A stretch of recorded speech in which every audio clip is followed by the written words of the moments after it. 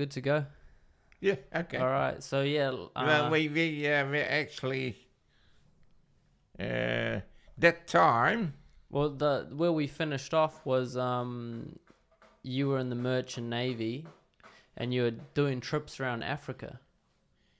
Yeah. Hang on. I thought that we were on. That time I was by the Rotterdamse Lloyd. Oh, when was that? Hey? How old were you then? What year was that? Oh no, that was that time I was engine driver. Yeah. And that also that time that was already finished my navy stuff. Sure. How old? Oh, from the Korean War. Yeah, that's what's all behind me. So that would have been how old would you have been then? Oh, that one I must have been early 2021 maybe. Yeah. Oh, okay, yeah, early 20s. But now I'm well over 20. Yeah. And after that, I joined the. Or did I? Well, first, no. First, So straight after out. that, after the my Navy experience, the captain that time wanted me. He said, "Pieter, if you want to, you can go back on my boat." That was the Schokland. Yeah, I remember you saying A that. small boat. It's it was always no. At that time I went back to the Schokland, and he said, "Well, you can come back," and I went back to him. But the Schokland was a boat. We were only sailing more or less on the Nordic countries, Norway, Sweden, Finland. Isn't that Scandinavia? Scandinavia, yeah. And Denmark, and also quite a few trips to the UK, Scotland. Yeah. And that if we went back to the Nordic countries, Scandinavia, then we always came back with loading wood for Holland. So that was the biggest trade was wood. Yeah, that was the big, that is possibly where the money was. And then they usually took another load to get there. And this is in your early mid-20s? Yeah. Okay. Yeah. And then I can't remember now why I left the Schokland. I can't remember now. It was a hell of a nice captain. We really got on well. But so how long were you on this boat? There must have been altogether about 5 years. So say you're 25 or 26 and then you move on. Well, I was first before the Navy. I was on there. Well, you have to look in the... I can't remember those dates, mate. But you can find it in my paperwork if you want it. Yeah. Yeah. But I think it was... I remember now it was after the Navy thing that I went back to the Schokland. I think for another 2 years, I think. And I can't remember now why I left that boat. And but then I joined up with the Rotterdamse Lloyd. I remember you talking about them. Yeah. But that firm doesn't exist. I know now, later, that doesn't exist anymore either. Yeah. Probably nothing does. All those firms I work for that doesn't exist anymore. Yeah. No. But that they had 2 boats, they had their own Sari, but they were big boats. They're the ones that they're the ones go around Africa. Okay. And Is that when you started going around Africa? pardon? At this point, you've already been around Africa, or it's another, you're going back? Hang on. Is this your... I've been...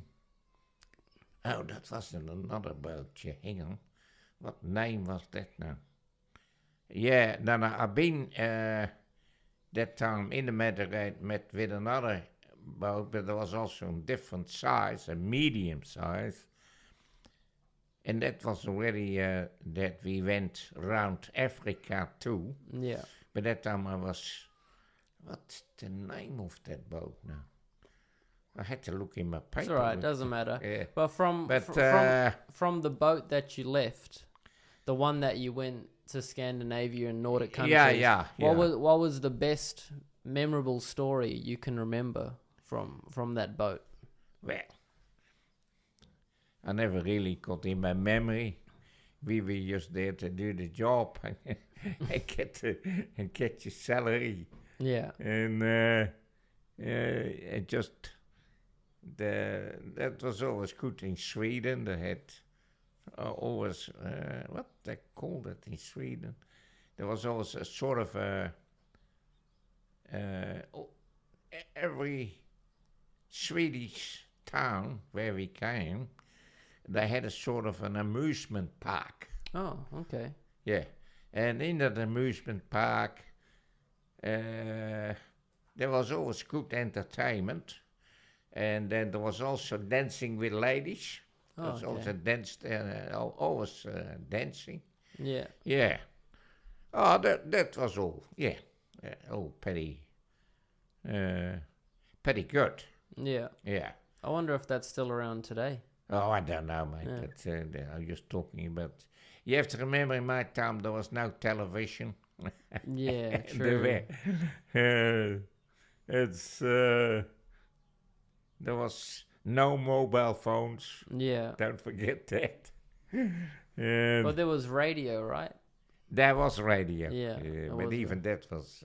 wasn't that good. In the early stage, it Sure. wasn't very good. The radio is not like now, you got the nice small ones with that. There was a big radio, it was always big. With they didn't have the... the technology. What they call now. What's they called? They called those very small transistors. Oh, okay. They didn't have that in those days. They were all glass bulbs, Yeah. Yeah. And it all had to be big because you can't compact it. Yeah. You know what I mean? Yeah.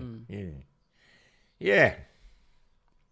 So you go on to another company. Well, I was by another company before. I can't remember now. But after the Schokland, then I went to the Rotterdamse Lloyd.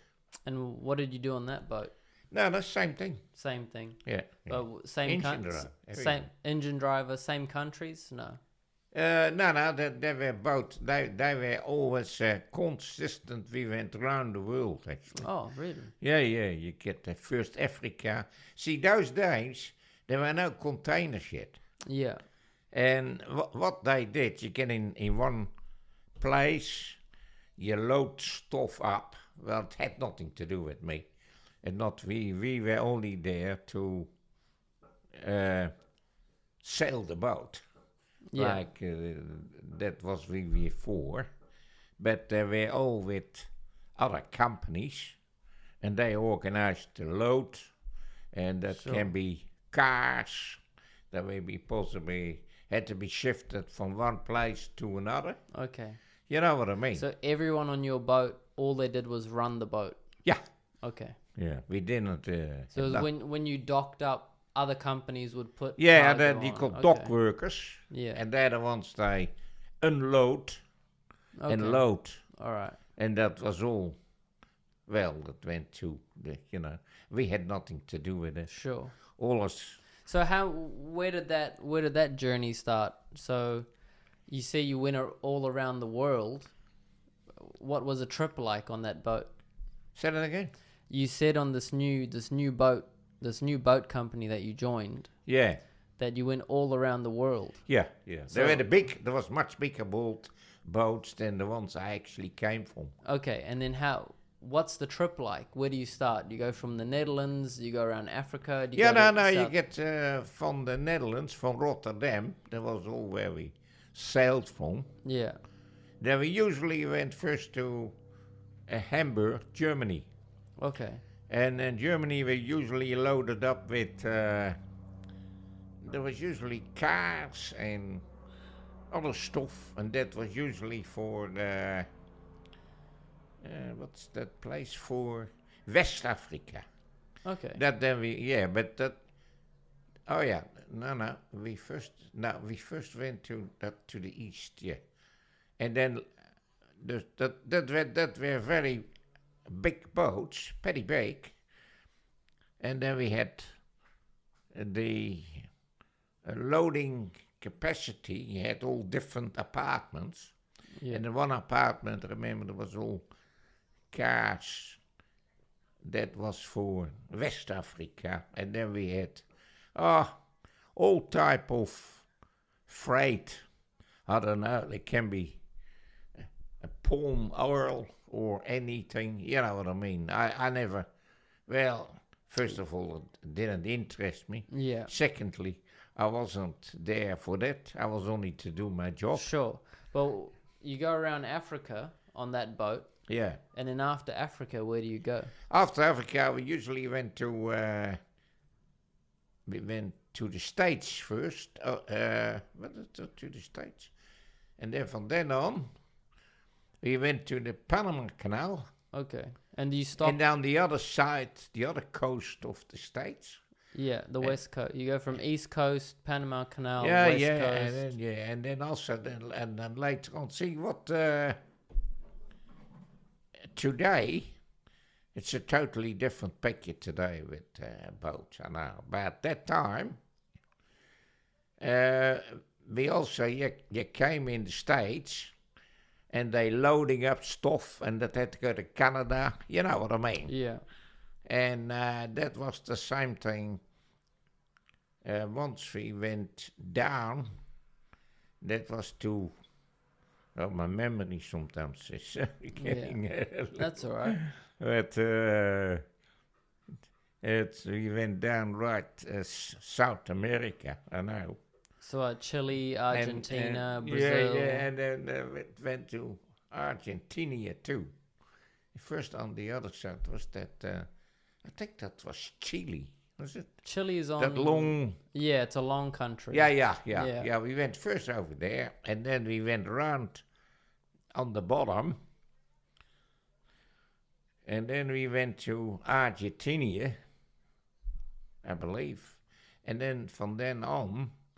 Then we went to Brazil to, I can't remember, that place there. And did you stop off at all those places? Yeah, you stopped. No, not all places, only the places that were... They need to load up or something? Load off and load on. Okay. And that was all organized by the companies, Yeah. To shift their stuff. Export and import, you know what I mean? Yeah. And so, do you have any stories from North and South America? Oh, that not really that much, to be honest. Usually, if you had a night off or 2 nights off, and then we went on shore. Usually went to the pub, have a few beers, a little bit fun with the girls, Yeah. And we never went on trips, sightseeing trips or anything, nothing like that. It was always in the pub. They had the entertainment. Yeah. There's, it's the same as in Thailand. Girls dancing on the bar and You know what I mean? They had that in those days. Oh, yeah. Oh, wow. Oh, yeah. That was in that days, too. It's, there's always going on, mate. Yeah. That's crazy, because I don't think that... Eh? I don't think if you're working on a boat today, and if you stop off somewhere in America and go into a pub, I don't know if there's going to be dancing girls in every pub. Listen, it was not... in America, it was not really that good. They were not... Because they're quite conservative. Because they used to go to the pub, have a beer, but there was not really any... But the good pubs was in Latin America. Okay. There was always... There was much the same as in Thailand. Yeah. You remember the time I took you to Thailand? You remember the thing? Yeah, I remember. Yeah. But the people are totally... In America, the United States and Canada, they are more conservative, closed. They're not in particularly... maybe that they possibly doesn't need that money or so. But in countries like... it's the same as in Asia. Yeah. Not only that the people are different, but it's also that they're much more likely to want to make money. Yeah. And particularly the ladies, you know, they all are there for the money. For one thing, it's the money. Yeah. It's and then you give them money, of course. That's what it's all come to. Yeah, well, we all know that. Yeah. Yeah. Yeah, but I think the even just the culture, like if you... The culture is different. Yeah. And there seems to be... Latin people seem to be a lot more open compared to, you know... Even, not even just at the bar, but if you talk to them on the street... Or, you know, I remember... It's not... see, New Zealand too. I mean, New Zealand, you doesn't got what you in New Zealand, what you got in Thailand, you know that too. And the same as in Vietnam, and the same as in Cambodia. Yeah. I mean, if I came down in Cambodia, and if in Thailand the girls are already standing there ready to take you off. And at that time, were they all girls? There was always girls, yeah. There weren't any lady boys. No. Not that I can remember. There might have been a few, but I never. Went from the airport there. Never. But if you be in Cambodia was a little bit different because. So after South America, so you go North America, South America. You go right around. And then you go to what, Southeast Asia? Yeah, we went to Japan too. Oh, Japan as well. Yeah, okay. Yeah. What's that place in Japan we went? Tokyo? No, not Tokyo. No, there was another place there. But even in Japan, I remember... the girls were also a lot of girls there, very nice and all. After the money, well, partly I suppose, I don't know. But Japan, I can't remember those places now anymore. Yeah.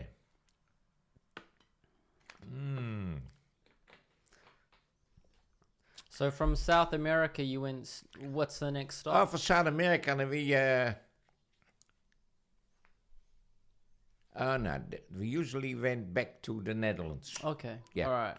And then after that, then you had another route. Then we went to Japan. First West Africa, and then to Japan. Yeah. Oh, mate, it's so many things in even in the Mediterranean. Where we went there too, to Greece and Italy. Oh, mate, you have to remember, that's over what time? I started Yeah. How long did you work on the boats for? Until what Well, age? it started with, I think it was about 16 or 17. It was my first boat trip. And then right up till I came here. I must have been 33. Okay. And I've been on different boats, different companies. Yeah. Yeah.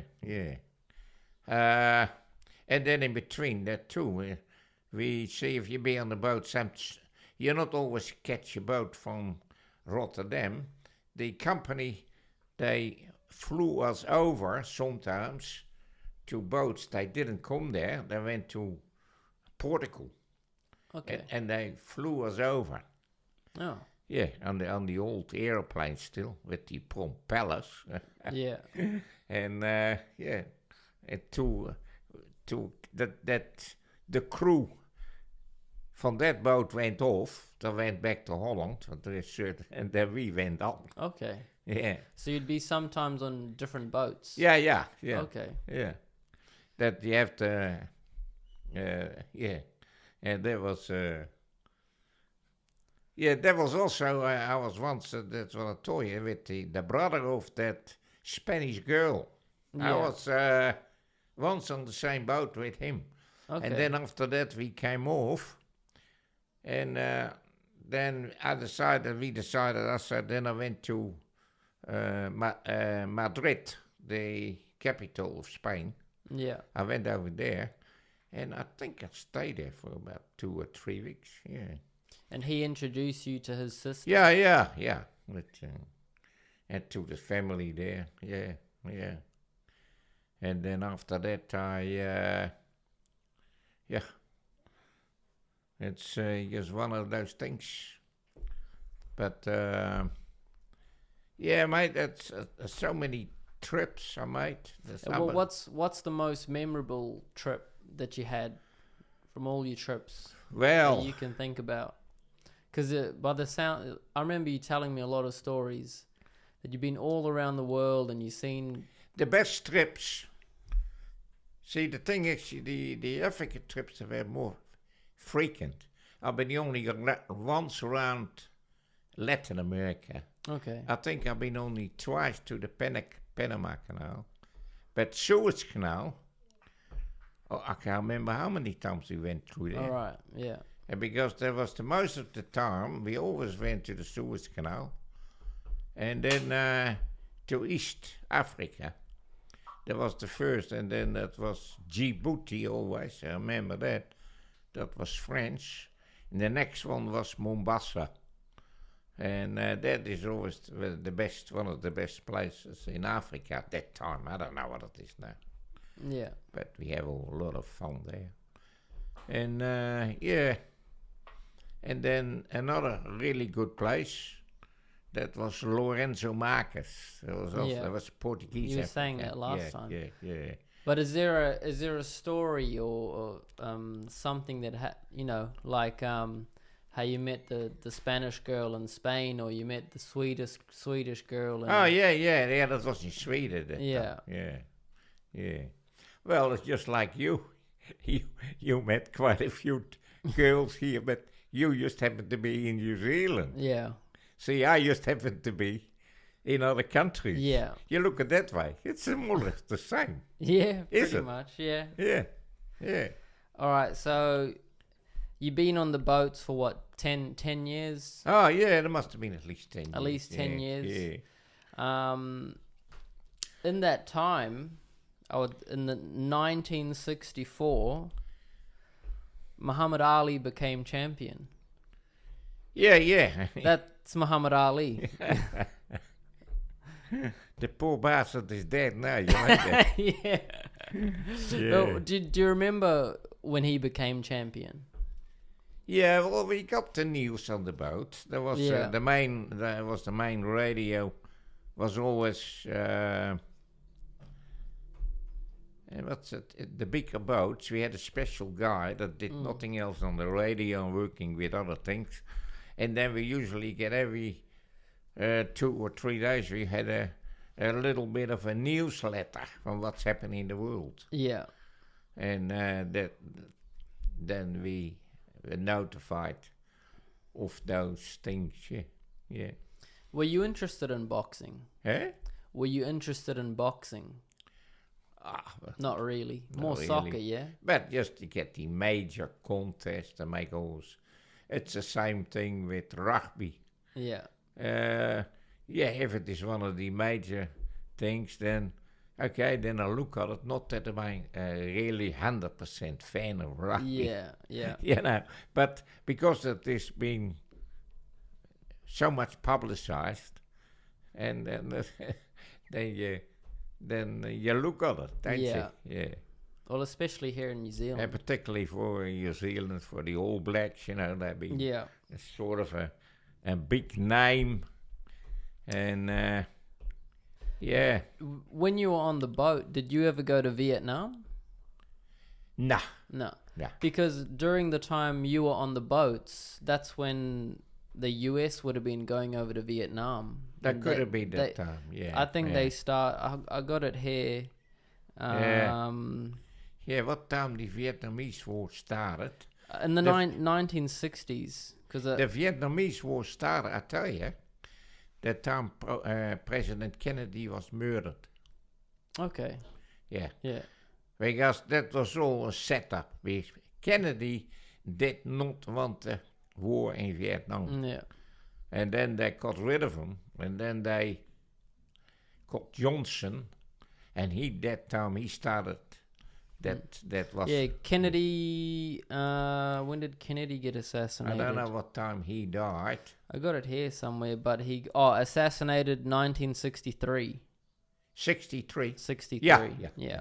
That's exactly the time. And then in 1965, that's when the first US soldiers arrived in Vietnam. What date? In 1965. Oh, yeah. That's when the first US soldiers went to landed in Vietnam. Went to, 190,000 soldiers. Yeah. Mm. Which is what did you... Because you were involved in the Korean War. So what did you think about the Vietnam War when it started and when it was happening? We were not really interested. What was the perception in the Netherlands or Europe about it? I don't think there was not many people to notice the same thing as the war that gets on now all the time in Yemen, At Saudi Arabia, they're fighting all years and years in Yemen. Now, you're really interested in it. Sometimes you read a little piece about it. Yeah. About the people they need. Well, they can't get food and all that stuff. But it's the same. The Vietnam War was something. There was only the Yanks were involved in that. See, the Korean War was a little bit different because the Dutch were involved, the British, a lot of other countries were involved in that. And those people tend to be more, notice it. You know what I mean? But the Vietnam War, I think there was only the Yanks. I don't think it was just the US. I think it was just the Yanks. Yeah. There wasn't any other country involved with that. No. Yeah. Yeah. And then, before I finished the, what's the term, with Rotterdamse Lloyd.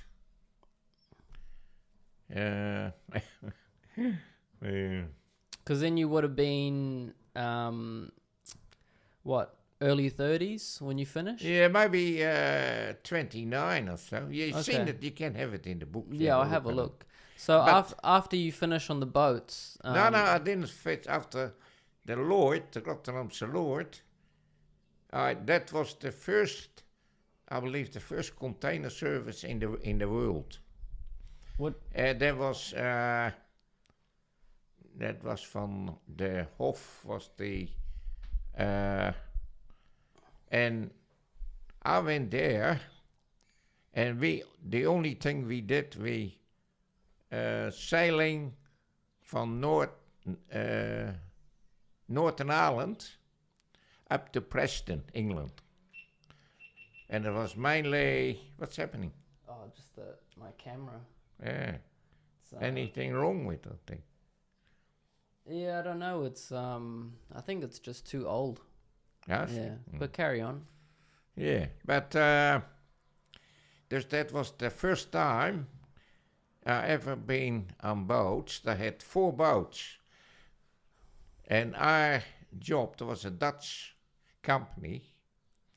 And our job was mainly for all the Northern Ireland. There's mainly an agriculture. Okay. And all that stuff from Northern Ireland, like meat, and you just name it. Yeah. But that was all in containers. Also already. Oh, that's at the end.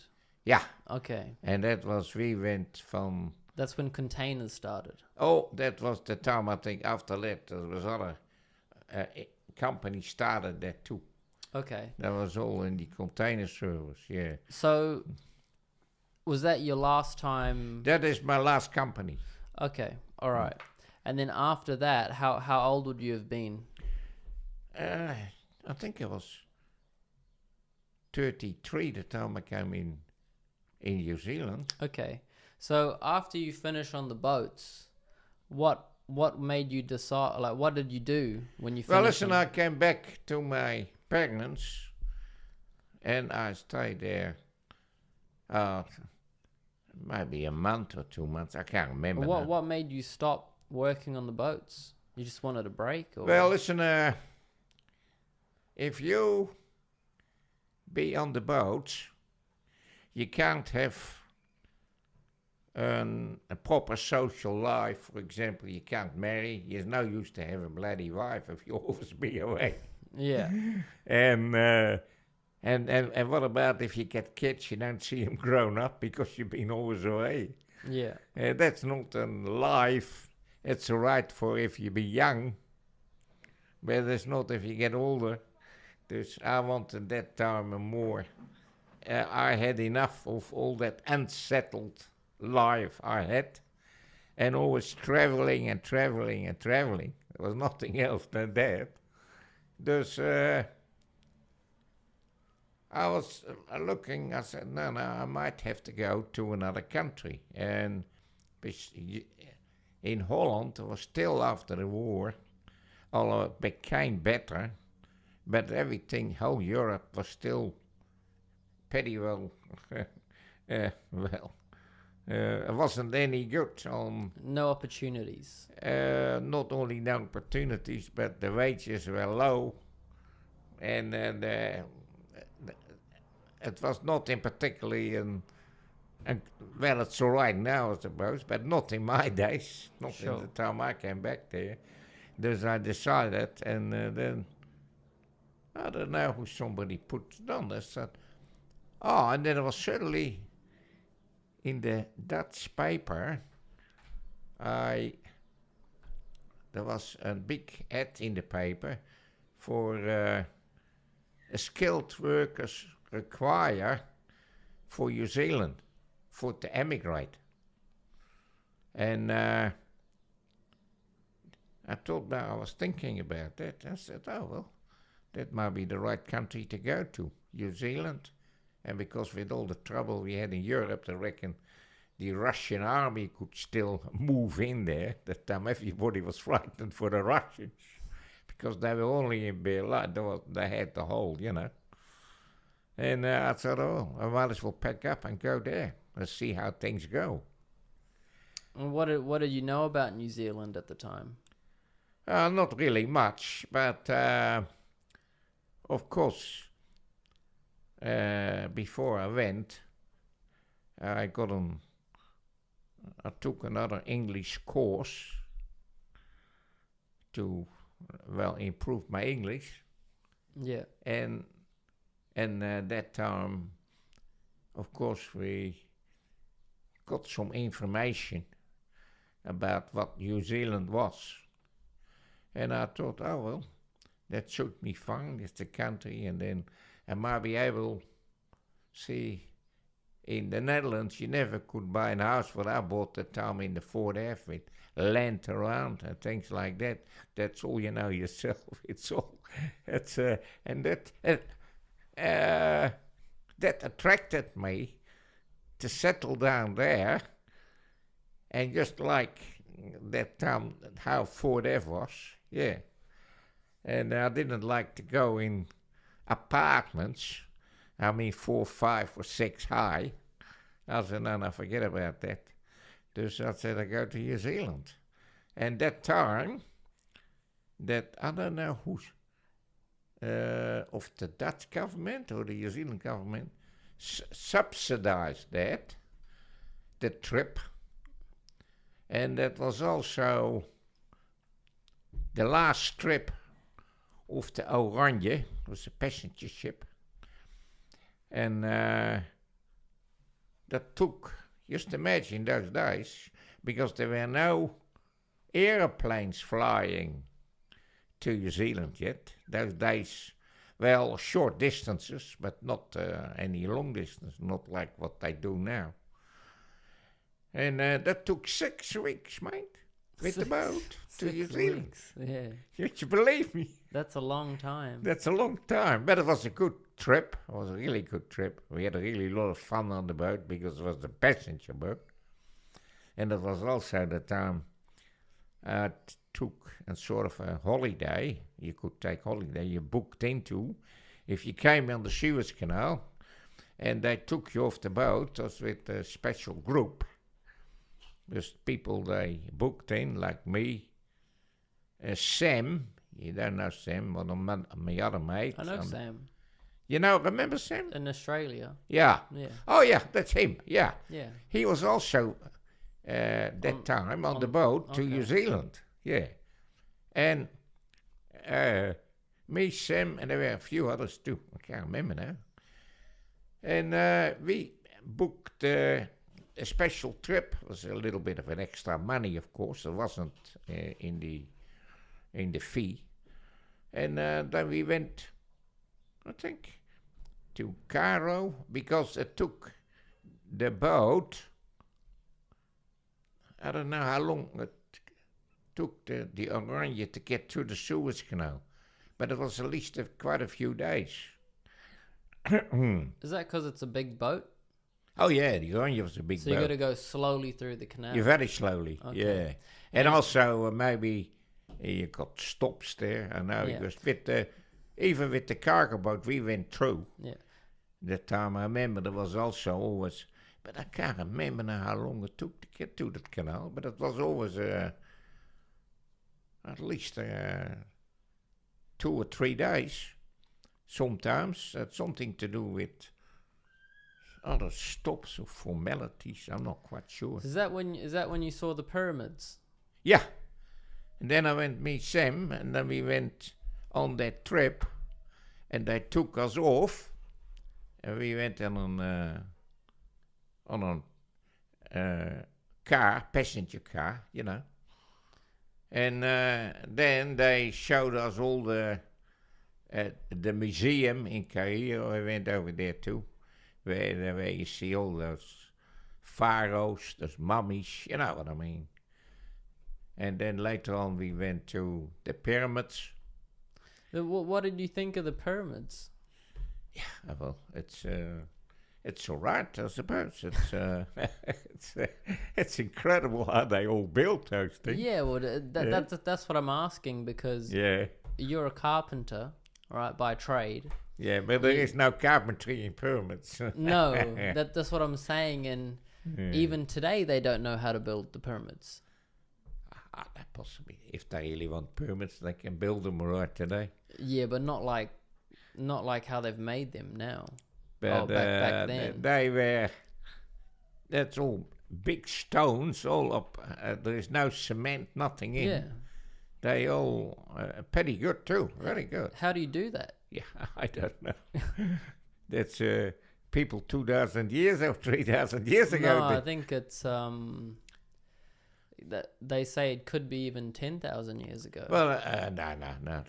That was in. Is it before? Yeah, you might be right because Moses, he took all the Jewish people. They were the slaves in Egypt that time, and that could be. He was before Jesus. Maybe 4,000 years ago, because he was the first one, and he took all the Jewish people over the Red Sea. Yeah, but there's been evidence that the people who built the pyramids could possibly be could have done it more than 10,000 years ago. Well, I don't know about that. But it's I don't know all the details off the top of my head, but they've worked it out through erosion, erosion of the rocks, things like that. But it's amazing how they made it. Oh yeah, it is amazing. Yeah, but if you see that, well, what else? And not only that, but you see there's big things of stone too. The obelisks. Yeah, they're just like tall. Yeah, and there's so many other things to see. I can't. It's incredible. Yeah, I know. Yeah. But well, there are a lot of things incredible in the world. There can be in Latin America. I never seen that. I tell you that now. Where the first ones before the Spanish come in, you had a whole. Yeah, the Incas. Yeah, that's Incas. Yeah, and you also have the. There's another group, the Incas. I can't remember off the top of my head, but I. Yeah. And whole civilization. Yeah, there's civilizations everywhere. Yeah. But you look at Rome, and I've been in Rome, and I've seen the ruins now, Yeah, ruins. I've seen it.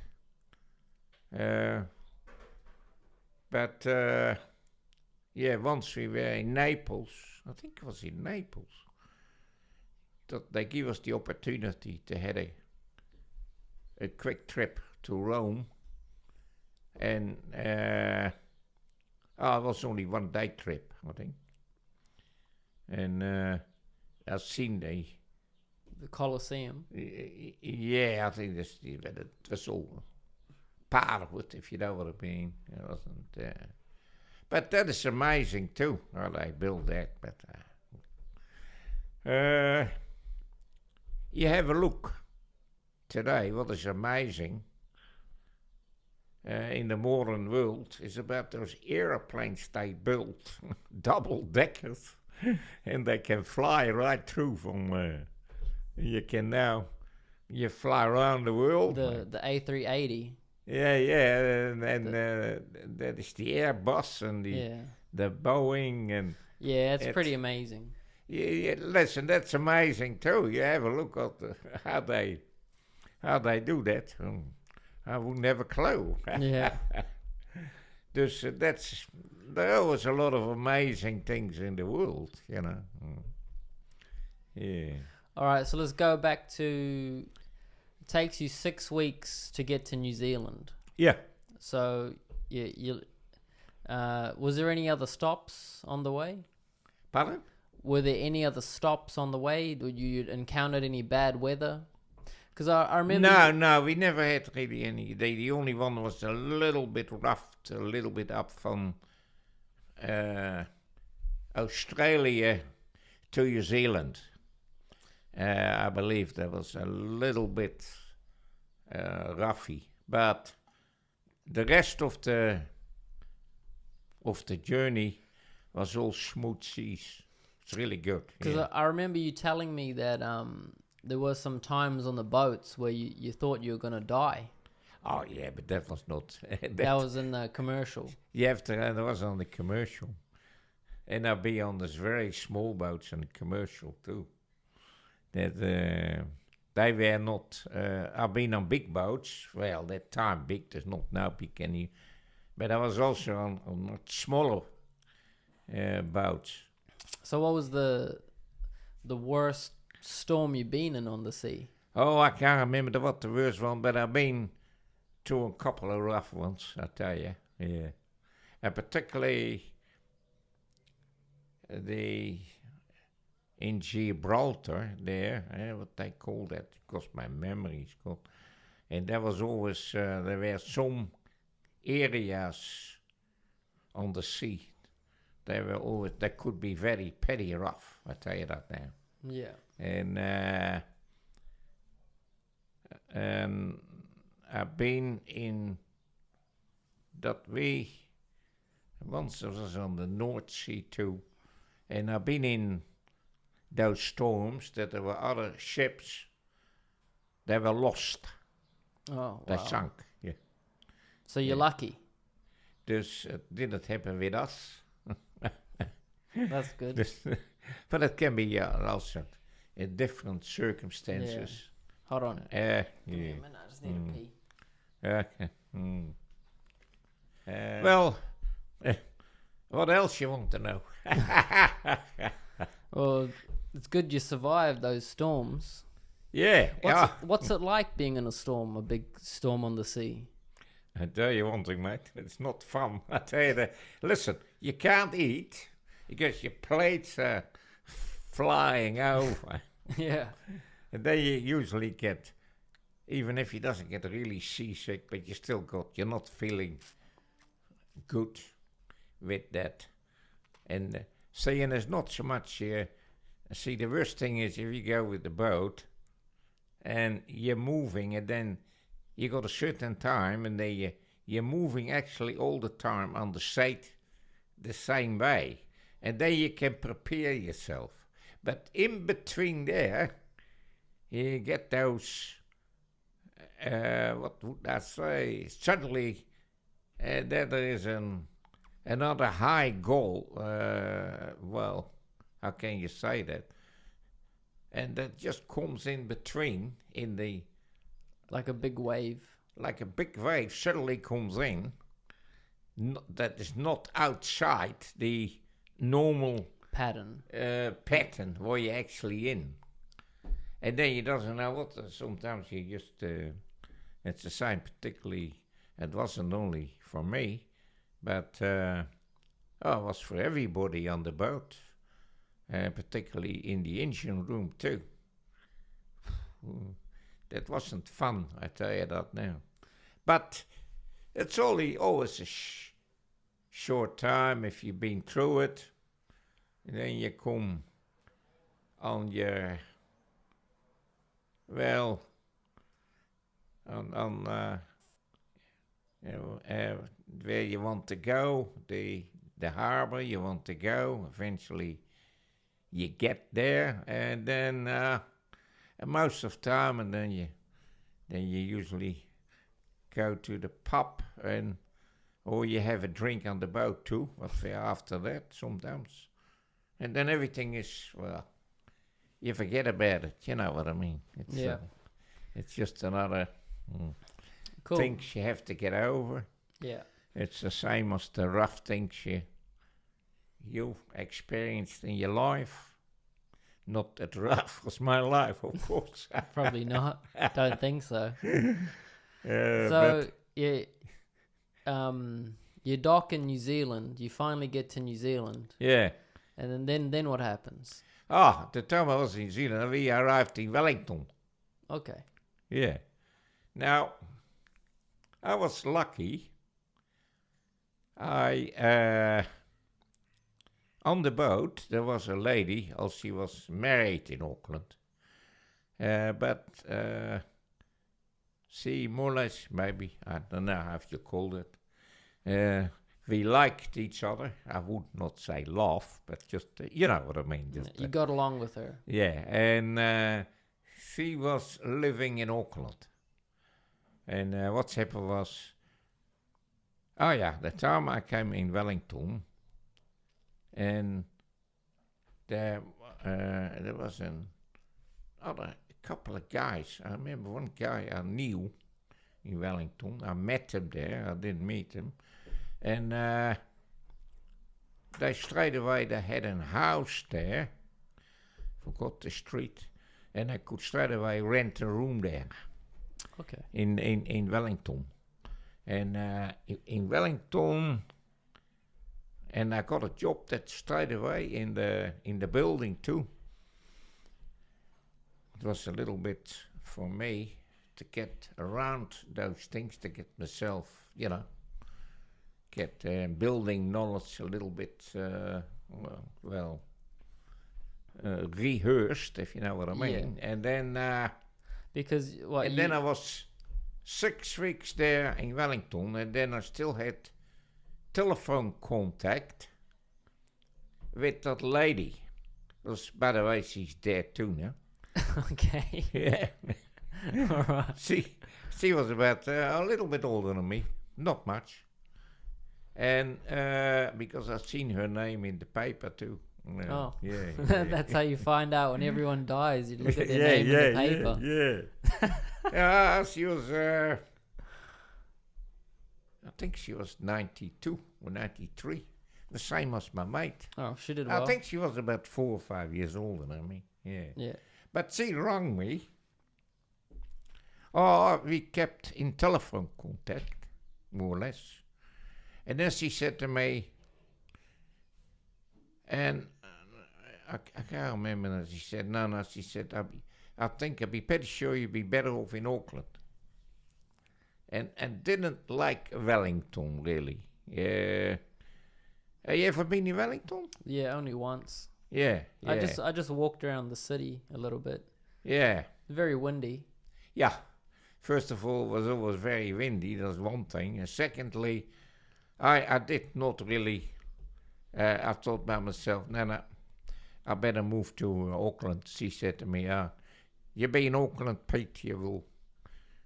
you'll be all right. And I said, can you book a place for me in Auckland, somewhere in a guest house or one of the houses where they rent rooms, you know what I mean?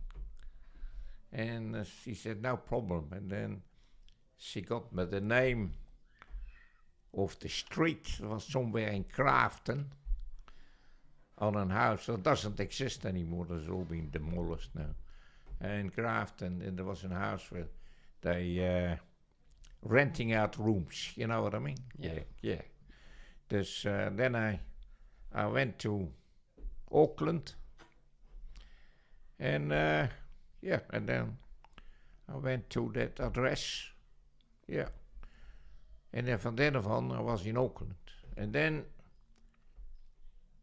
I didn't like it too much in that place, just for the time being, it was all right. And then I found myself another place on Jervis Road. Yeah, I know. And I've been there. That's in Ponsonby. Hey? That's in Ponsonby. Yeah. Jervis Road. And, I stayed there for quite a while. I think maybe a year and a half or so. And I really worked hard there in the building industry. And I was building that time. And you were just a normal carpenter? Yeah. Yeah. But then I managed to save a deposit for a house. In a year and a half? Yeah. Year and a half, maybe a little bit longer. Can't remember. Yeah. And I don't know how I got in contact. Then I meet Van Bolderen. My mate, he just died in the paper. Yeah. That's funny, isn't it? They all dying in the paper. Yeah. And then I did some private work for him. Dus I had my thing, but I did some private work for him. And then he said to me, he was keen to sell his house. And I said, okay. And then I had he gave me the name of a lawyer because I couldn't get my first deposit. I needed a second loan. How come you needed a second loan? That I can't remember that. It was, and then he organized for me just the first loan that was on 4 or 5%. But then you can get another loan on top of that if they pass you through, and then you pay, I think, paying 8%. Dus I took that up me, and the payments, I can't remember now. The payments were about. Was that so? You bought 4th Ave. Yeah. You bought it. Yeah. And how old were you when you bought 4th Ave? Hey? How old were you then? Oh, must have been about 33, 34 maybe. I don't know. I'm not quite sure. Yeah. Because that's quite a big property. Yeah. Yeah. And that time, there were no dollars yet. There was pounds, New Zealand pounds. And I think it was, I bought that for £8,000. I believe it was 8,000. And what would that be in New Zealand dollars today? Yeah, well, you don't know. Today you can't compare house. But how much did you make in a year? In that year and a half when you worked, how much did you make? Yeah, well, I that time we would work on Saturdays. You're making £25 a week. Yeah. And then. So I'm just gonna. Yeah. And then on top of that, I did some private work too. There's. So £25 a week for a year is £1,300 plus private work. So times 1.5. Yeah, a year and a half of private work, you would have made £2,000. Yeah. So did you buy it outright? Yeah, but then I had to get a loan. Yeah. I didn't have all the money. Oh, okay, yeah. It's not, I didn't just pay cash. Yeah, I know what you mean. There's, and that time, who was it? I don't know how I got that lawyer. I think from Boulder said he go to that lawyer. There were lawyers that specialize in borrowing money. Okay. You know? Yeah. And that was quite a nice guy. He helped me. He said, oh, you need the second mortgage. There's the first mortgage. You need the second mortgage because otherwise I couldn't. Because Jon from Boulder, he get all the cash. The 10,000, what was it? No, £8,000. He got the 8,000. I possibly got 2,000 that time.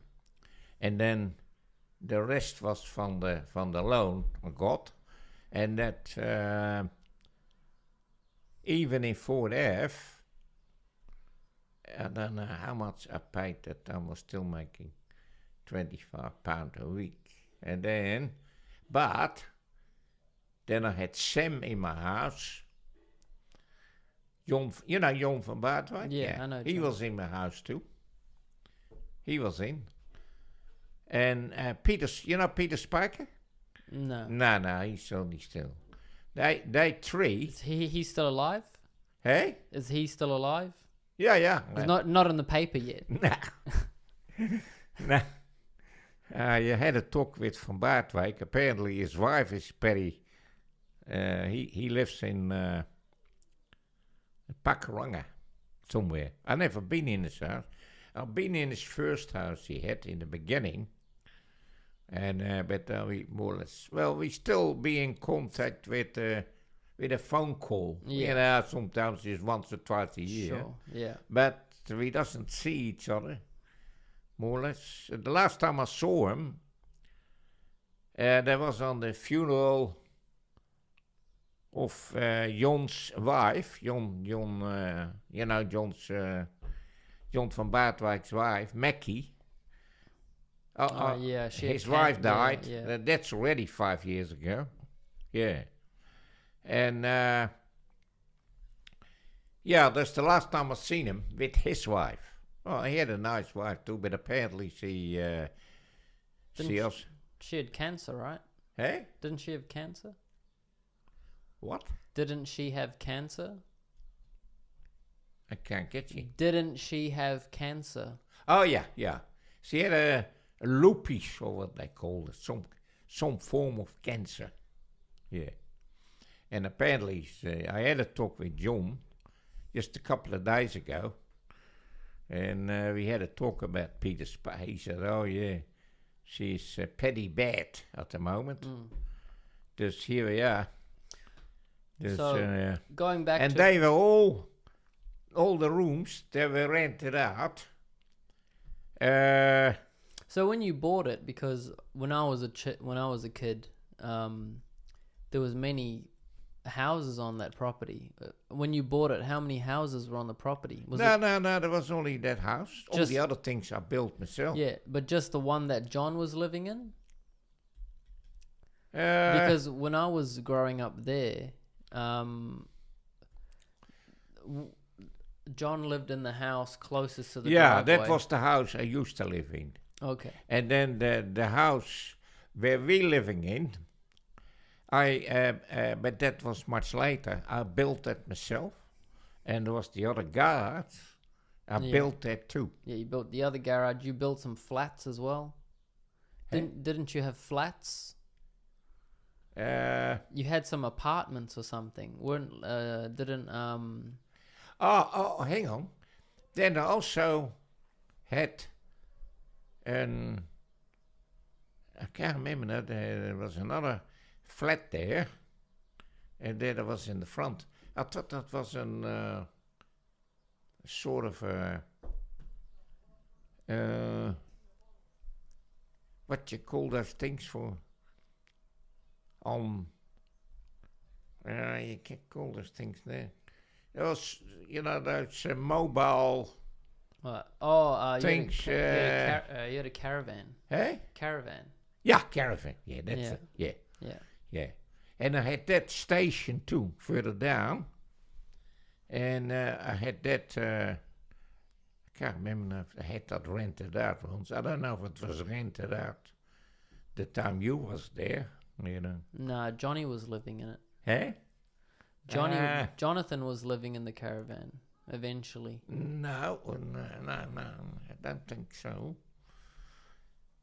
I can't remember. John, at that time I don't know why I built that where we were staying, but that was actually, I built that before I met your mom, actually. Yeah. And I decided to go in there, to live in there. And then John went in with another couple of mates of him in the house then. Yeah, and then I had that little caravan outside too. And there was another container there too. Yeah, I remember that container. Yeah. So you bought 4th Ave, you move in and you're renting the rooms. Yeah. And then what do you do from then on? Yeah, well, till eventually the place was paid off, that I didn't have to pay. How long did it take you to pay it off? No. A while. But what did you do? So you buy the place and you just keep working? Yeah, of course. Yeah. That's and that was also at the time, I think a year after that, or 2 years after that, then I meet Poco.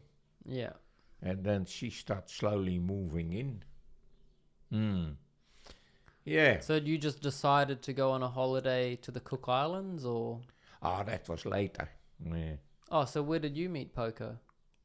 No, Poco. I met her in Auckland. Oh, okay. She was working in the hospital that time. Yeah, I was just passing the food on to the patients, Yeah, and she was what you call. So how did you meet her? How did you meet Poco? Oh, yeah, that's that hole. It's not. There was a big hole. I know it was just off Kuiper Pass there. They call that the Orange Hole. You remember? Yeah. It's sure. It's in. Well, it's a big hole, and then I think it was every weekend, a Saturday night. They had what you call a little bit socials there, dancing. There's all the girls, usually all the girls from the hospital, they came there. They were working, like Poco was one of them. And me, Sam, and John from Baardwijk, we went over there and just have a good time, have a dance with the girls. And then straight away, just beside that Orange Hole, was the pub. And I forgot the name too, because I'd be that bad in what that concerned. And we usually have a few beers after that, And then we went home. So that's what you did for fun? Is that what you did for fun every week? Hey? Is that what you did for fun every week? Yeah, not every week, but maybe once a fortnight or once a 3 weeks we went over there, yeah. Yeah. And then that's how we met a lot of other girls too, that time. And some of them, they came over in my place, and they had a little bit of a fun in my place, a little bit of a party, you know what I mean? Yeah. And that is how Jon van Baardwijk met his missus. That was Mackie. Okay. You remember Mackie? You ever seen her? Yeah, I did. I did meet her. Yeah. I met her before she got cancer, I think. Yeah. Yeah, that's about, and that's how it all went. And, and then your mom came much later. Yeah. You know what I mean? So after you meet Poco, how did she end up?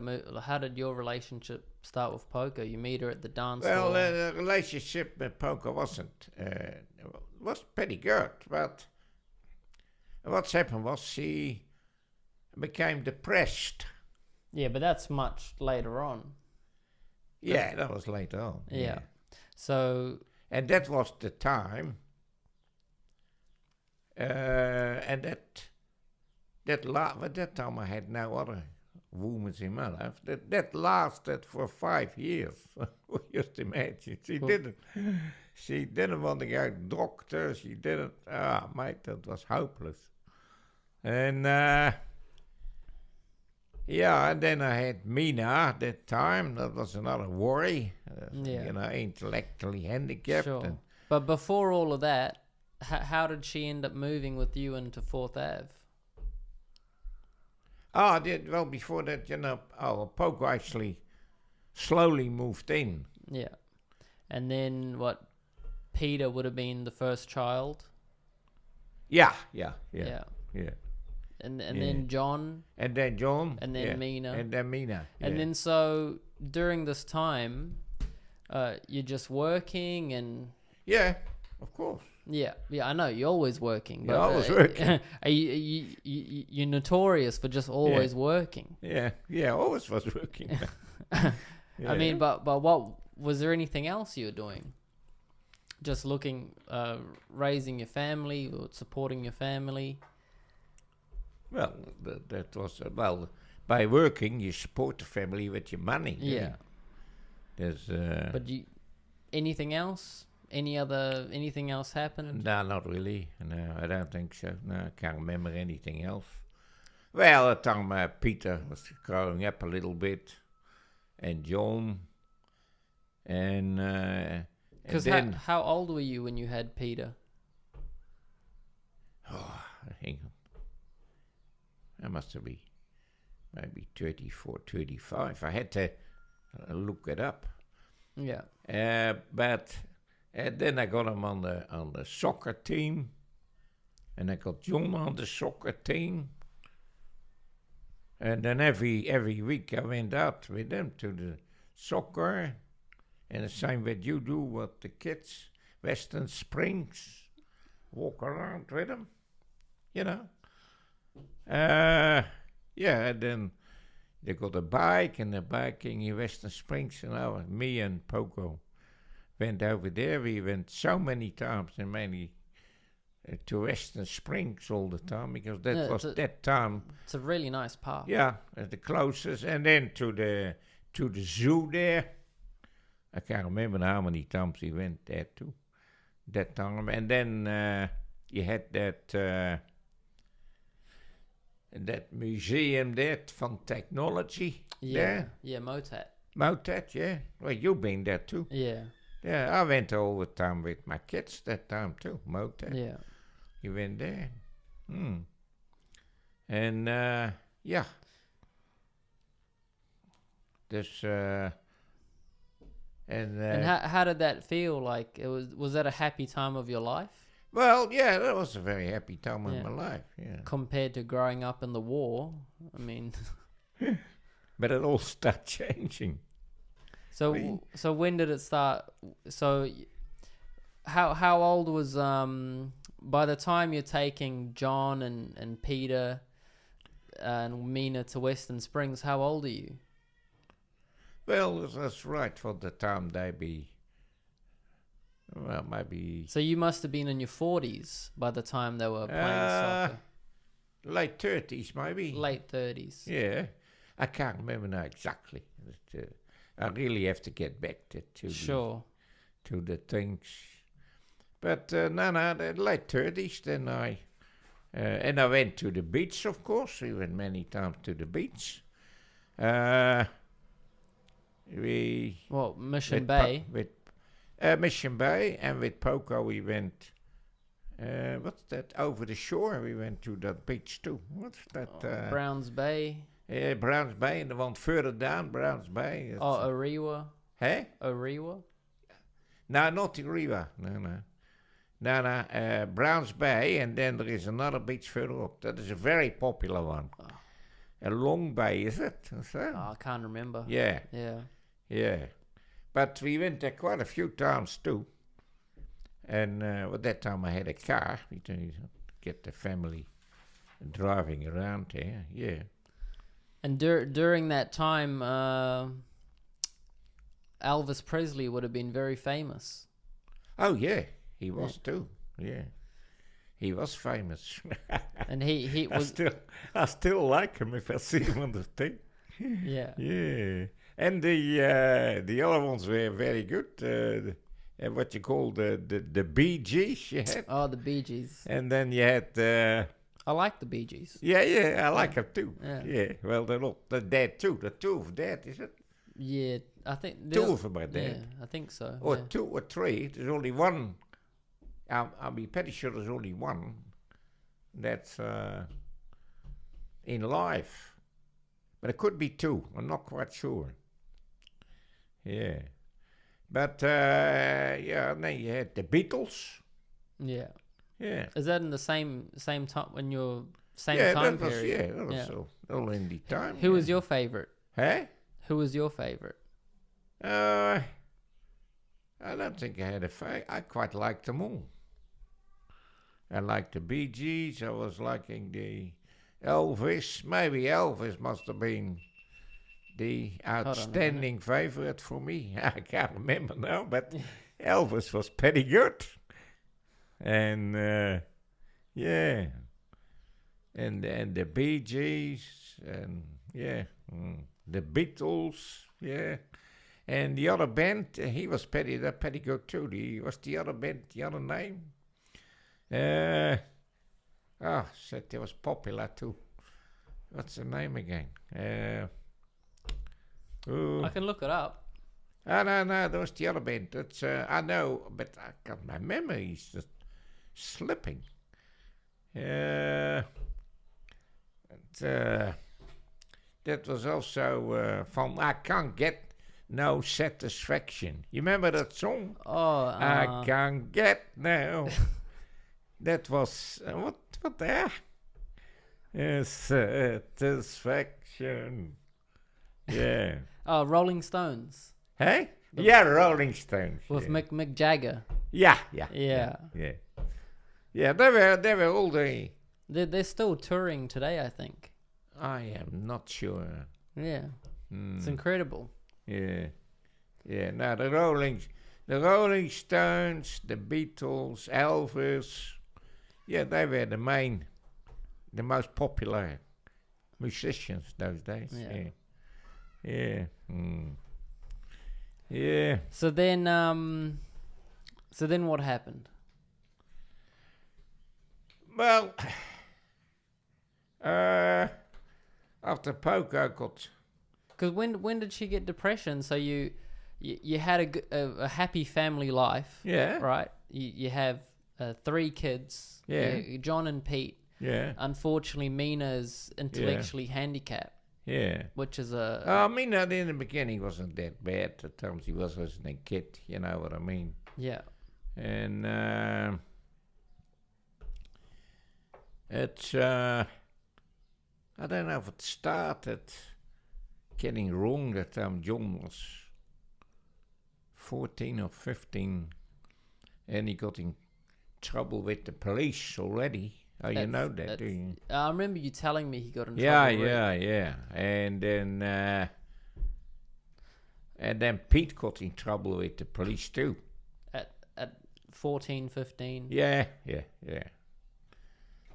For what? What did they get in trouble for? Stealing. And John, that time, they get himself in cars. He had an older mate. I can't remember now. I think. And they broke into a car and they start driving the car around, you know. With excessive speed and things like that. Till eventually the cops were alerted, of course. And apparently then they drove into that park there. In Kingsland, on the end is a park. There's also Boy Scouts thing there. I don't know if you remember that. Yeah. You mean is that the park at the end of 4th Ave? Yeah. On the end of 4th Ave, there is a park. Yeah, I know the park. Yeah. And apparently there were 3 stumps. I told you that. There are 3 stumps in the park. There were some trees were cut. Oh, no. I'll tell you. Now, what's happened was then that apparently John and his mate, his elderly mate, they drove into the park to the cops start getting onto him. And then the cops start driving in the park. Well, what's happened? They didn't see the tree stamp. And they run the car over the tree stamp and the whole engine was pushed back in the cop's car. And then eventually in the end they caught him, and then the cops was about 2 o'clock at night, and I didn't even know he wasn't home, you know. He just sneaked out. And then the cops were that bloody mad. And I didn't woke up that fast, I suppose. I didn't go that fast out of my bed. And then they kicked, there was a little glass in the door on the bottom, and they kicked that in, the cops. Oh. Yeah. And eventually, got the door open, and then I said, well, I didn't know nothing about it. I said, but look what you done there. I said, that's not the way you're supposed to be coming here, I didn't know that my son was involved with that, and I didn't. But they got somebody on to repair it. They did, yeah. Yeah, that was the first time I remember that he was in trouble. And then they had in the container there, I can't remember now. I had all plans worked out to make that a progressive thing with workshops, all that. Oh, you were going to make the container into a workshop? No, we already had 2 workshops. Yeah, I remember you had 2 workshops already. Yeah, and there was one already for John. Yeah. For all his cars he was working on. I can't remember now when they had the container. Yeah, but that would have been later on. Yeah, that will be later. Yeah, that was. So when you were a dad and John and Pieter growing up, was it difficult to be a father? Well, you will find out if your daughter's getting in trouble. It's not very nice. No. The fucking and then I got a phone call that Pete was in the Henderson police station, and they had to go over there to get him out. But why do you think they got in trouble at such a young age? You have to ask them then, I don't know. And then later on he started bloody growing. He was growing he was growing all the cannabis plants and in that container. Who? John. Oh, yeah, okay. Yeah. That was a little bit later on then. And then in the spare room, he thought, And did that contribute to Poco going through depression? Well, that might have been, I don't know. But and then we had all the time the police over and then we had the troubles with our neighbors that time. Bianchi. Yeah, what an asshole he was. Yeah. I remember his dogs. Oh. But and then he had that was a little bit later on in that garage. They had a garage there, and they had the whole weekend they had a band there and the music. And what's happened was then, and I told them, and I rang up the council too, but they didn't. He wasn't interested in. But then the other way around is, then Jon started putting his music on.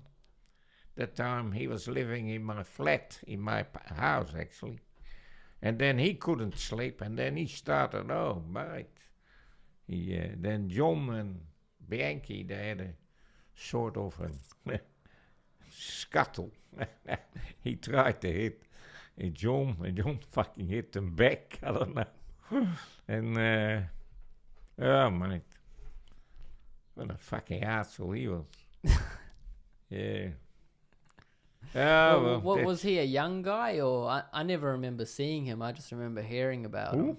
Was he young or old, or who? Bianchi. Where was he from? Oh no, he was from the UK. Oh, okay. He was the same age as me. He must have been maybe a little bit older. I don't know, but he was the union. He was in the Labour's Union. He was the head of the Labour's Union in Auckland.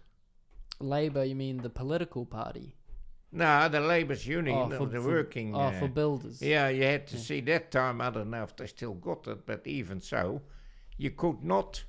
See, I was in the Carpenters Union, for example, because you could not work if you was not in the union. Okay. You had to be in the union. But the Labour's Union, they were the, most fanatic. Much more than the Carpenters Union.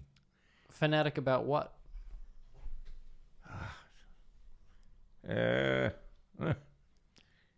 It's every time he organized strikes, for example, is it for payment or for safety? He also you remember the old bridge, not the new bridge, but the old bridge that is where I live. Yeah. You got 2 bridges. Yeah, I know the one. Now, don't forget about the new one. The new one is built after. But the one that was worked in the 70s. And I don't know really why they were striking that, but the Labour's Union striked there for 2 years. 2 years there was no work done. On the bridge? On that bridge. It was halfway up, but there was no work done. For 2 years. Wow. He held it up for 2 years. Yeah. Because he's an arsehole, or did he have good reason? Well, there must have been reason. I forgot now what the story was. Yeah. It has maybe something to do with payments or something.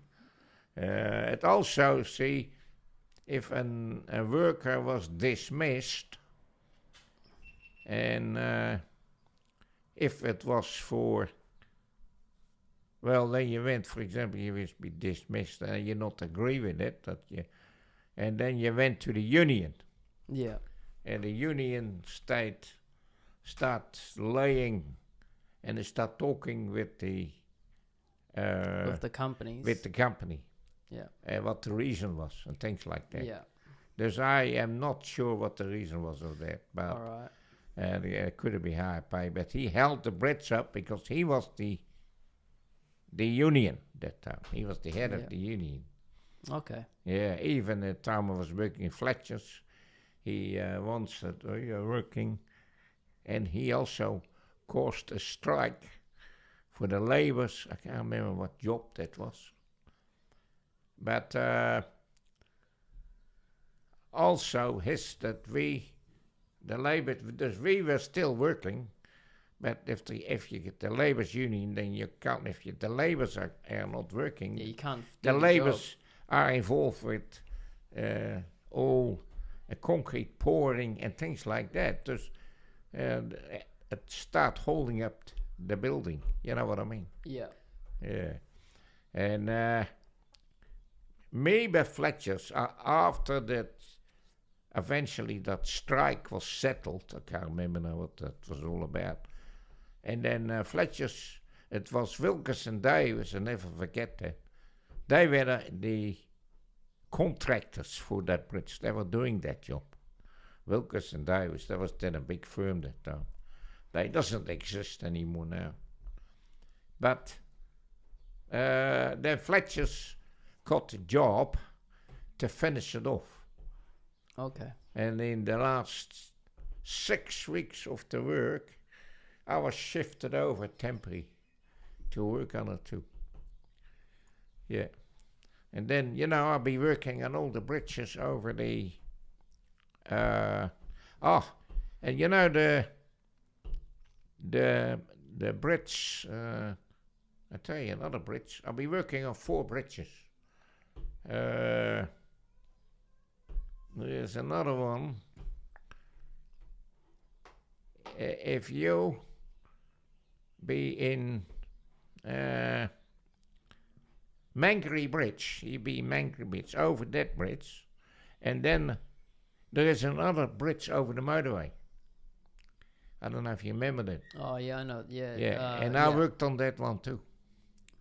And there was the bridge over the motorways in Point Sheriff. You got 2 bridges there. I don't know. You remember if you get over 2 bridges by Point Sheriff, on that you go. It's the end of Avondale there. Yeah. I worked at that time.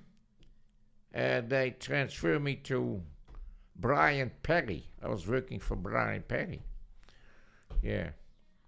And I worked on those too. Yeah. All right. So you've done a lot of work in New Zealand then?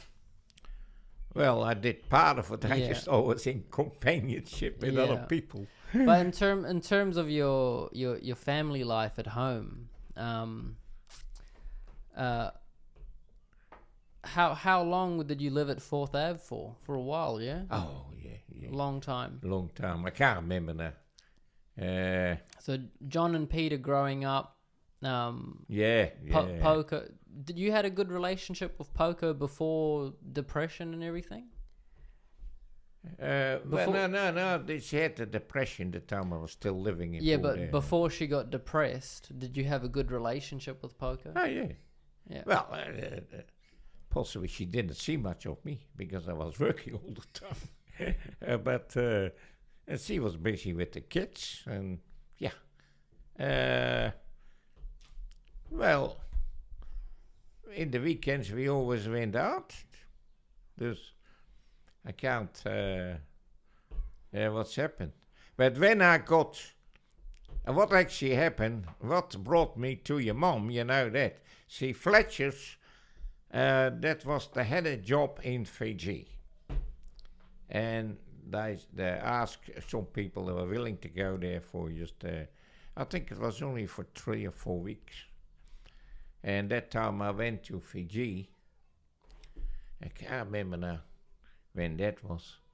And then I don't know, I met Maya. Oh, you know that? Yeah. You know, Maya still rings me up. Yeah, I know. She rings me up every time, every fortnight. Yeah. I think she's nicer than Mum. Hey? I think she's nicer than Mum. Yeah, she can be bitchy too. But yeah, she can be, but I think overall. Overall, oh yeah. Then I tell you one thing. I really always, well, can't say it was love maybe, but we had always a real good relation. Me and Maya had a really good relationship with each other for years and years. Because the time she was married with Jeffrey, and they gave me that time too. She was so happy to see me, and I was invited to the island there. Yeah, Robinson Crusoe. Robinson Crusoe, and I had a hell of a good time. I went there. Oh, you went there too? Me and Jennifer went there. Yeah. Oh, I see. And what was there also the time they had they did all the things to for the holiday makers, like that they had the snake dance and all organized by the Fijians. Did they have snakes back then? They had a snake dance. Now, there are no snakes, but they call that the snake dance. Okay. Yeah. And then they get all that was really fantastic. Yeah. And I was just happened to be in front of a Japanese girl that time. She was a tourist too. Oh my God. I had a hell of a good time there. But yeah, and then later on. So how old were you when God, that's when Poco got depression and things started falling apart? Well, it was actually like that. That fell apart a little, of course. But and then I met Maya in Fiji. Then I came back. She said to me... How old were you when you went to Fiji? The first time in Fiji, yeah. I can't remember now. I have to really... I was...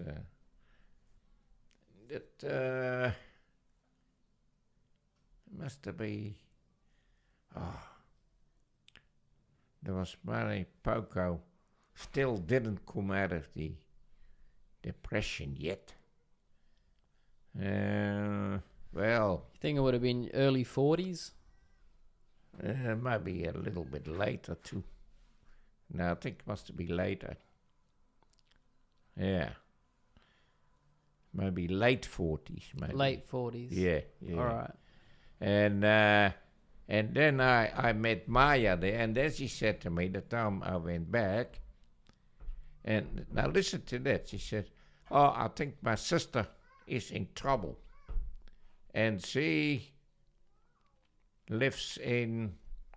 She's give me the address in Tiadatu, was it? Ja, nou, yes, je Tierra toe in dat, wat is dat road name, dat big? Well, across the road from Food Town. Now what's that road called? It's a big road right through there. Great North Road? No.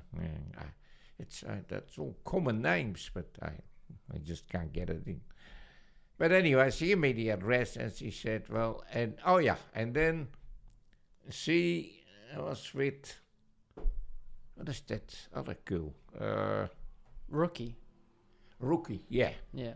They were making a parcel for her because she said she is in she left the boyfriend or whatever in, what's his name, in Coromandel. Yeah. She just walked out there. And then she came there and all. And she said, if you want to go and have a look at it, they said to me, how's yes, I'm going to give you that parcel. Oh, I didn't think about much of that time. You know what I mean? Yeah. Dus I said, oh, well, I don't want to. If I say yes, then I want to do it. Dus I said, okay. Dus by the time I was in Auckland back, and maybe another couple of days or 3 days or so, I said, oh, well, I might as well have a look and bring that parcel over. Yeah. And just hold on. I just need to put another battery. Yeah. Oh, yeah. Running out of battery, I think.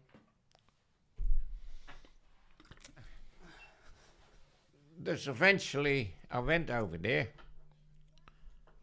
And then I visited your mum. And that's how it all started, with your mum. Yeah. Your mum was in a... And this is in your late 40s. It must be late 40s. Late 40s. Yeah. Maybe early 50s. Okay. Yeah. That's how it started with your mum. Yeah. And I was always... I'm somebody, and you possibly know me by now. I always help people if I can. I say my parents did always be everybody, John, Pieter, just name it, even Jonathan. I'm getting help him still, even if he with all the shit he put on me too. But, okay, well that's how I, and then what your mom concerned, she was screaming out for money, of course. And I how so? What do you mean by screaming out for money? Well, not screaming out so thing, but you could see that she didn't have... she was in a poor position. Yeah. You know what I mean? Dus, and I had a good income that time by Fletcher's. I can't remember now. And you were still living with Poco? Still living in Poco. Yeah. But then, then she invited me in the bedroom, your mum. And that's how it all started. Yeah. Yeah. Well, so that's how you meet Mum in your early 50s. Yeah. So how did all this when did Saib enter the picture? Hey? When did Saib come into the picture? Much later. Oh, he came much later. He was a hell of a nice guy. So really. That time, I think that was a house in New Zealand house too. That she started living not far from, because that time she was only renting a little place underneath a house from a guy. That was from the old couple. Yeah. I can't. I know that road, but I just can't get that back.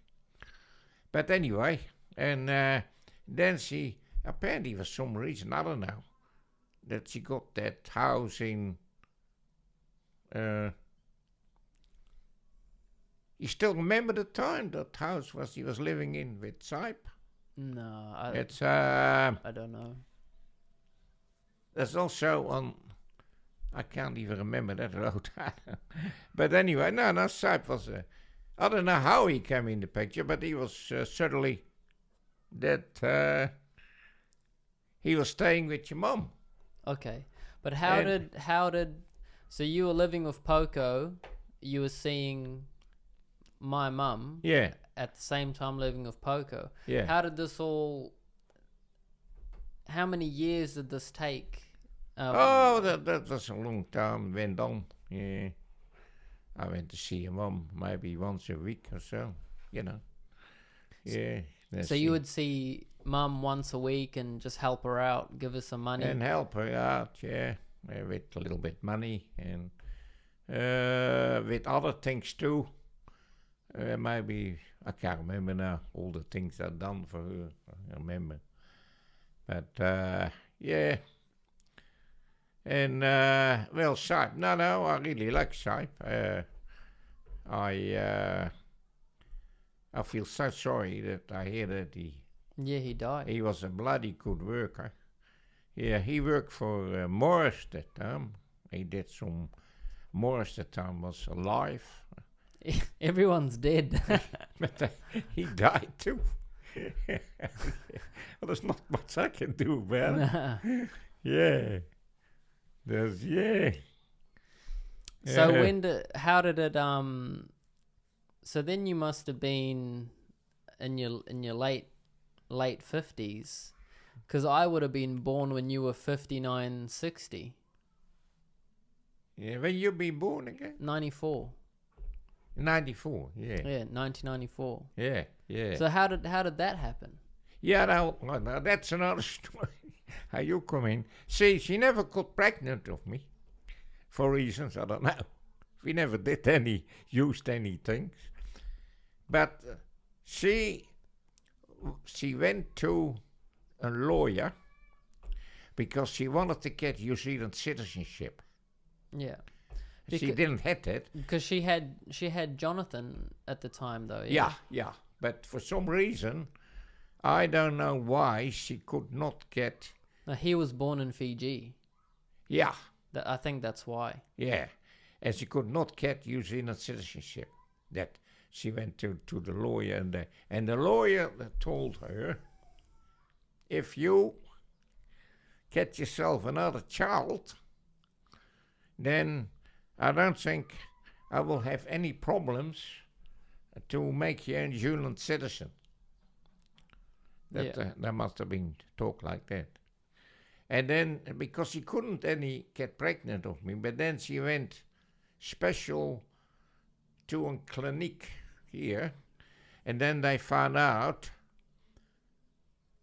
that there was something wrong there, that she could not get pregnant that time. Yeah, I think some medical issue. Yeah, something like that. Yeah, I think, and it was a very little thing. I think she wasn't getting enough iron or something. Well, something, but it was a very.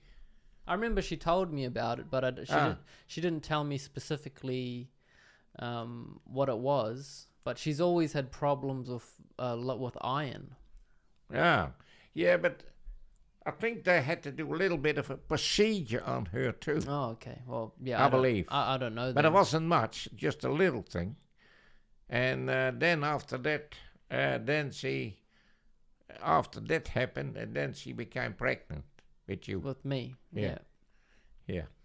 But at the time, you were still living with Poco. Yeah. And she was still living with Sype. Yeah. Yeah, but the thing is, she wanted the baby of mine because I'd be a New Zealand citizen. Yeah. Sype wasn't a New Zealand citizen. Yeah. Because he wanted to stay in New Zealand, but he couldn't. They said he had to go, you know.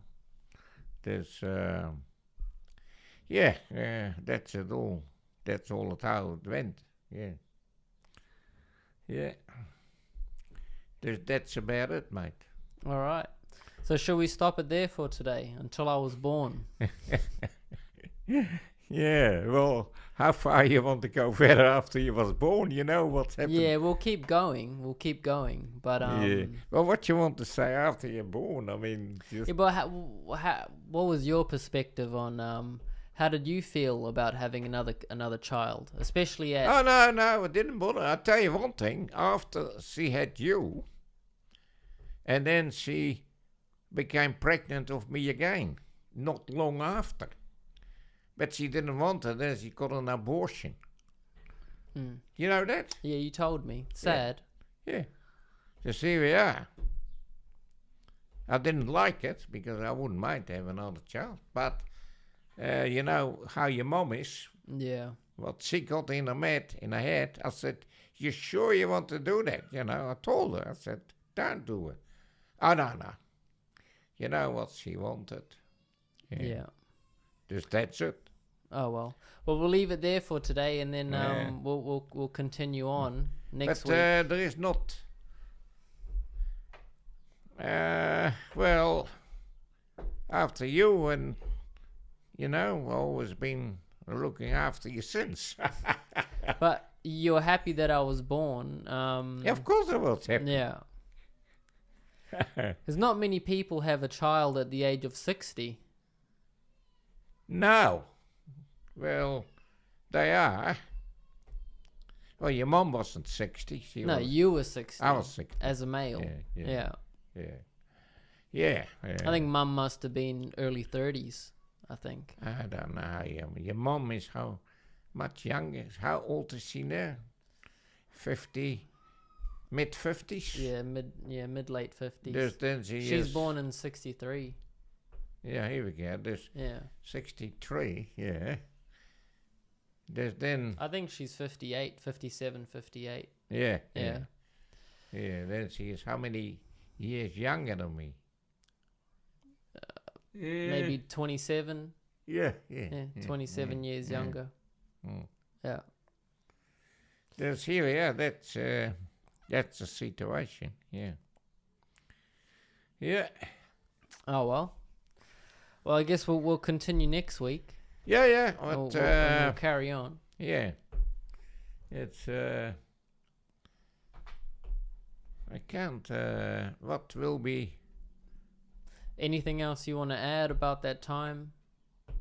Nah, I don't know. It's. See, there's another thing. Is you keep your main things in your memory, but all these small little things you start getting. You start losing it. You start losing it. Yeah, well, for you got to think as well. I mean. Yeah. Not many people at 87 can sit down and have a conversation with their son. Nah. You know, most of them are dead. Yeah. As we've been talking about, they're all dying. Yeah. And it's just amazing that you still have some mental clarity. Oh yeah. No, I got the clarity, right? But that is particularly if it comes to names. Yeah. Then I know what it is, but because I can't trust that big. Yeah, but well, okay. Oh well, thanks for that, Dad. Appreciate it. Oh well, so long you're happy, that's the main thing. We'll leave it there for today, and then. Yeah. I'm just happy you can sit down and talk to me about these things. I'm happy you're alive. Yeah. It seems like every 20 minutes or so, someone in the story is dead. Yeah. Yeah. I can't believe it myself. Yeah, it's crazy. I was just yesterday looking the paper, and I see his name, John van Bolderen, and then it says, his kids, and his daughter, and it was exactly, I knew that. I said, that's my mate. Yeah. Oh, well. Now he's gone. Yeah. I didn't have any contact with him anymore, but just the last time I seen him, you must have been, because you're walking, you must have been 2 or 3 years. I can't remember. No, of course not. Yeah. No. Yeah, we were talking about that in the car on the way here. Huh? We were talking about it in the car on the way here. Yeah. Oh, well, look, let's hope you're alive next week. And if I make it. If you make it. and we'll carry on next week. Yeah. All right, thanks, Dad. Appreciate it. Mm.